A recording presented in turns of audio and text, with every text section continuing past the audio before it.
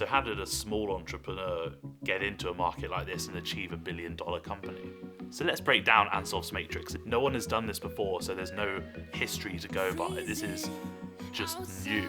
A bit high on the feeling, can't seem to focus. Hi, my name's Jake and welcome back to The Culture Business.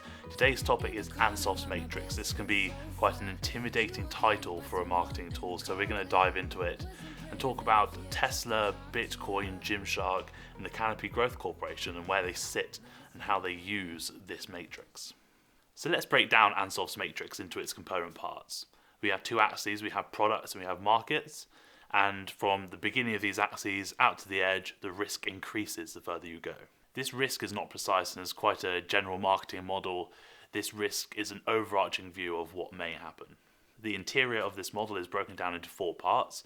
And as we explore these further, we can break down markets and products into existing and new markets and existing and new products. We can complete this model by seeing that in an existing market and an existing product, we need to focus on market penetration. And in an existing market with a new product or a new product in an existing market, we need to focus on market and product development.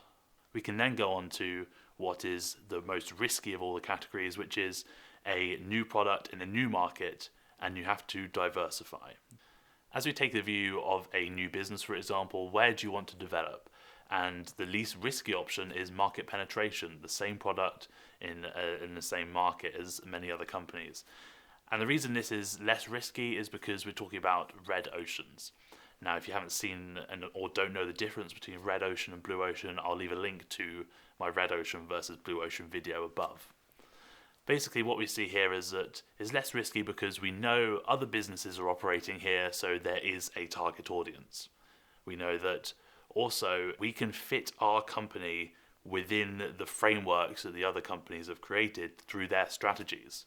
If someone's occupying this part of the market and this person's occupying the other part of the market, we know that we can go directly in between them, for example. This means there's less market research for you to do, and it's just an all-round safer prospect.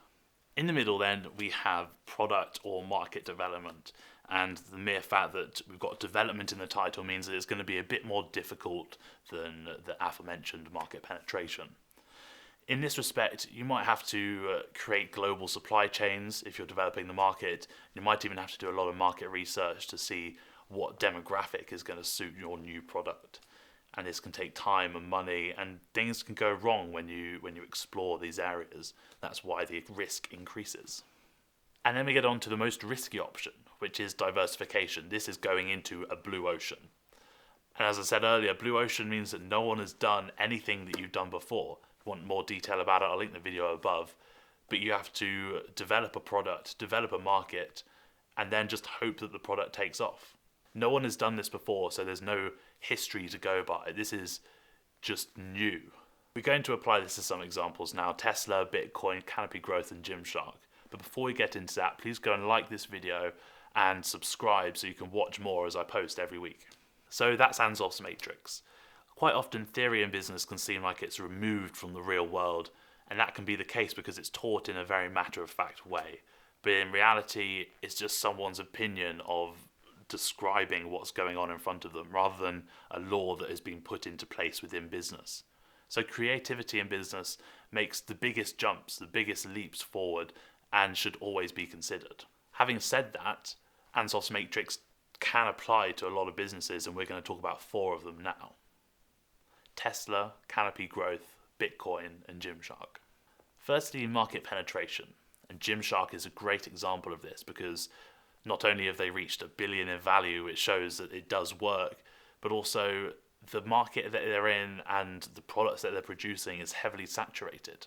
Sports clothing is the product, which has obviously been around for ages, and the market of activewear is also growing vastly and has been around for a very long time. So how did a small entrepreneur get into a market like this and achieve $1 billion company? Social media and fitness influencers. That's how Gymshark penetrated the market, and by leveraging this early on in the conception of the influencer market, Gymshark skyrocketed. So you can see on the Gymshark website that you go down, it's people. There's just pictures of people because that's who you're purchasing. You're purchasing the people rather than the product. A very muscular man with a very well shadowed face, more people. And if we compare this to Adidas, they're selling the product. Let me scroll down. There are some people there, the models, but then it's product, product, product, product, product. Another big product. There's people, but next to an even bigger product. Product with no face, product, product, model with no face, model with no face. Product development then is a very different ball game. And if we look at a good example again of the richest man in the world right now owning Tesla, the automobile market has been around for years, but the newcomer to this is the electric car. Not only do Tesla manufacture the electric cars, but the batteries that go into a lot of other electric vehicles are also made by Tesla. They focus on new products. So what can we expect to find on Tesla's website? On the Tesla website, you can see the models are listed below. They are the car products that you are purchasing, and nowhere in there is market development because the market is already there. You're just looking at the products, the accessories. The largest cannabis company in the world is also subject to Ansoff's matrix. The Canopy Growth Corporation is obviously using a product that has been around for years. Cannabis isn't a new product and everyone knows it, but what is new is the market. So they're focusing on market development, whereas Tesla was obviously focused on product development. The reason this has come about is because the cannabis trade has been illegal for years, and the more and more countries that legalize it, the more and more is capable of being developed in terms of the cannabis market. So let's also have a look at their website. Canopy Growth then is developing the market, and you can see ending prohibition, developing the market, strengthen communities by unleashing the full potential of cannabis. Cannabis is the product, but obviously they're not advertising that. It's only mentioned once in the first headline. And finally, Bitcoin. With a new market and a new product, they're focusing on both product and market development, while also trying to put barriers to entry in. And this is exactly what's reflected on their website. Very simple with Bitcoin. It shows the innovation, which is the development, but also the payment network, which is the market, and a new kind of money, which is the product. As we scroll down, we can see the individuals, business and developers, and the network which they're in is visualized a lot. And this just goes to show exactly what development they're aiming for within the business. So you can see that Ansoff's matrix does apply to the real world. And if you've gained value from this video, or you're going to implement this into your company, please like this video and comment what you're going to do, because I'd love to hear about your stories. If you need help with this though, head over to my website, because there are free PDF guides that you can download that helps you with a lot of the stuff we talk about on this channel. And you can purchase my services there as a management consultant to help you build the company that you want. The link is in the description below. Thank you for watching, and tune in next week for a new video. Freezing outside, a little bit hot.